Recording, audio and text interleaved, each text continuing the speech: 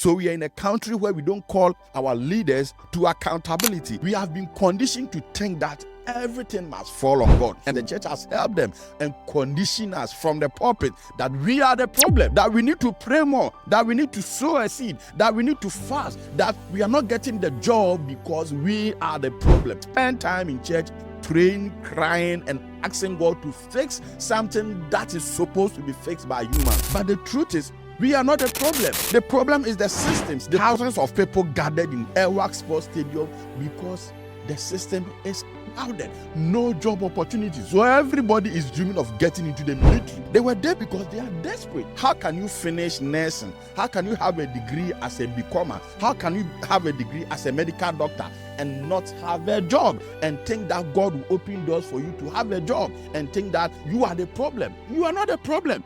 The system is the problem. Let's talk about faith and leadership responsibilities. This is Faith and Furious. This week, Ghana woke up to a tragedy. 6 young ladies died in a stampede while trying to serve their country in the Ghana Armed Forces. They showed up for screening. They were full of hopes, dreams, and patriotism. And they just died. Just like that. After the news broke, Parliament reacted, and one statement stood out. A parliamentarian said the ladies died because God wanted them to. Just take a listen. But I want us to all take solace in the Almighty Allah. There is nothing that happens that doesn't happen at the right time. This is what the Almighty Allah has ordained for them. Today is their day. No matter how, no matter what, no matter who was there, as what, even if we brought all the presidents of the world to sit there as ministers or whatsoever, once today is ordained for them to die, they will. And this is what has happened. Unless you don't believe in the oneness of God, unless you don't believe in the oneness of the Almighty Allah, it is not anybody who wanted them to die. There is no single officer there who wanted even one single soul to pass. Now, let's pause for a while. What this woman said is not new to many of us, especially in Africa. Christians, Muslims, even traditionalists. We've all been conditioned to believe that everything that happens is the will of God. Many people who will attempt to console the bereaved families will use the same exact words, will use the same lines and words this woman used in the video, or even worse. God knows best. It was their time. It's all part of God's plan. The Lord gives and the Lord takes. Take heart. But that is where our problem begins. That is how we excuse almost everything we do. We justify foolishness with faith. We cover irresponsibility with Bible verses, and we avoid accountability. We have spiritualized everything. Pain, injustice, neglect. We call recklessness God's will. Everything is over-spiritualized. The president visited the victims at the 37 military hospital. He said he has directed the armed forces to halt the screening in Accra. That is it.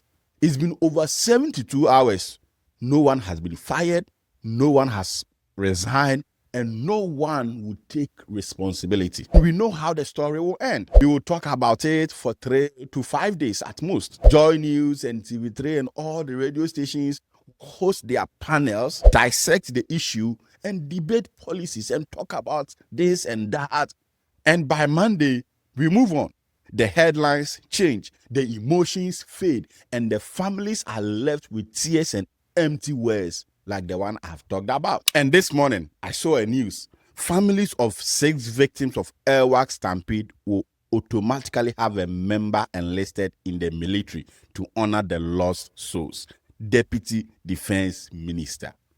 shifting accountability. So they are thinking by doing this, they will appease the family, that this should be enough. And who said that these families want their members be enlisted in the military? So the politicians will take what belongs to you and give it to you gradually and make you feel and think he's doing you a favor. This is not the way to go.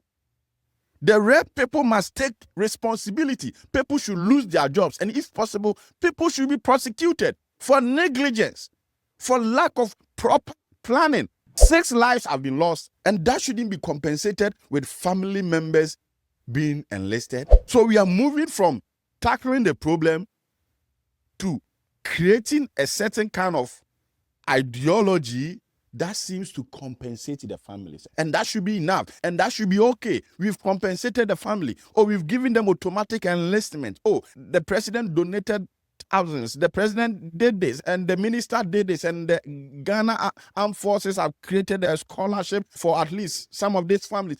And that should be all. That cannot be all. This is what we all do. This is what they always do. The blame is never on them. Where is the justice? Where is the accountability? Faith was never meant to silence truth. It was meant to illuminate it. Our faith does not operate in a vacuum. Faith goes with action. In any serious nation, tragedies lead to reforms. But in ours, tragedies leads to prayer. And next year, we will gather again, another crowd, another stampede, another tragedy. And still, we will call it the will of God. But let's be honest here. This wasn't the first crowd disaster. We do this every year. Mass recruitment, screening, registration. We gather thousands of people in one place as if technology does not exist. Because you know what? The more crowd we gather, the easier it is for corruption to thrive. Because tell me, even if no one died, how realistic is it to screen over 5,000 people in a day from 8 a.m. to 5 p.m.? How? That alone shows that these exercises are done to justify procurement and recruitment requirements. We must be seen screening people. We must have a report that the process was done. We must tick a box. And let's not pretend we know about the protocol list. And 98% of the thousands of the people who gathered will never be selected. We see this every year. This is not something new to us. We see it. This exercise was just a show, a cover-up for corruption. We know it, but we keep quiet about it. And we pretend we don't know it, and it's happening over and over. Every year there's recruitment, there's mass registration, but we know that it is the protocol list that determines everything. MPs and ministers and MCEs and government appointees have their own slot that they fulfill. These thousands of people that gathered at the El-Wak Sports Stadium and elsewhere in Kumasi and Cape Coast, most of them are not going to make the list, are not going to be selected. This is just a show-off to cover corruption. So this was not just a tragedy. This was an organized negligence, performance to cover corruption. And for what? We lost 6 lives, 6 dreams shattered, 6 families destroyed, and still no one will take responsibility. Now, they will visit the families. They will make few thousands of donations and take pictures and expect life to move on. Meanwhile, we see people dying every day on bad roads. We see people dying in our bad resource hospitals. And we act unconcerned. Our life is all about Inshallah. That is our life. That is the sum of the life we live in Ghana. Inshallah. Let's move on. Tragedy happened and we move on. We don't take lessons from it. No one is held accountable. But God is not the author of irresponsibility.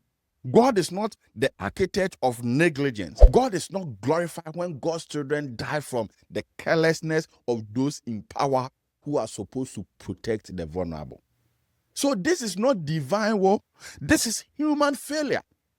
In my previous video, I talked about how we justify death and tragedy with Job 1:21. The Lord gives and the Lord takes. And this is exactly what this woman did. The kind of religion, the kind of faith that excuses injustice is not faith at all. It is deception. In our country, when young graduates struggle to find jobs, they blame it on the fact that they haven't prayed enough.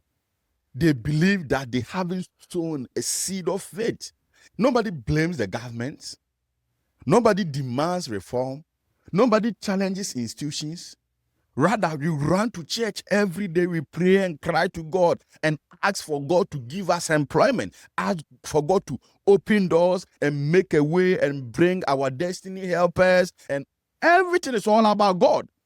So it is about what God will do or what God didn't do because we were the problem. So we are in a country where we don't call our leaders to accountability. Whatever leadership it may be, leadership at the institutional level, at the church level, at the government level, we have been conditioned to think that everything must fall on God. So we waste time, we spend time in church praying, crying, and asking God to fix something that is supposed to be fixed by humans, that is supposed to be fixed by leadership. We don't blame the leaders. The problem is always us. We have been conditioned and we hear it in the pulpit. We don't pray enough. People come and give testimonies. They tell us how they sow a seed and they got a job. They tell us how they met their destiny helpers. They tell us how a miracle opened for them, and we begin to blame ourselves and we feel like we are not doing enough. But the truth is, we are not the problem. The problem is the systems. The problem is the institution, and the problem is the leaders who are unconcerned, who are greedy, who are selfish, the leaders who are only interested in political power and amassing wealth. The kind of system, the current system we have in Ghana only favors the politicians. It favors them. So everything that they are doing is a way to favor them, a way to keep on holding on power, to keep on holding our will and our sovereignty in our hands to determine how we should live. And the church has helped them and conditioned us from the pulpit that we are the problem, that we need to pray more, that we need to sow a seed, that we need to fast, that we are not getting the job because we are the problem. There's something we are not doing spiritually. How can you finish nursing? How can you have a degree as a becomer? How can you have a degree as a medical doctor and not have a job and think that God will open doors for you to have a job and think that you are the problem? You are not the problem. The system is the problem, and we've seen it. Thousands of people gathered in El-Wak Sports Stadium because the system is crowded. No job opportunities. So everybody is dreaming of getting into the military. You cannot tell me all those thousands of people there were there because they want to join the military. They were there because they are desperate. And that is how the politicians have made it. And they will keep on making it until we speak, until we take control of our own sovereignty and decide and let them know that we are in charge. Until people begin to take responsibility and accountability, nothing is going to happen. It is not enough to visit the victims, and it's a good thing. Yes, it is a good thing, but is that enough? That is not enough. We need to do more, and we need to demand our leaders for accountability.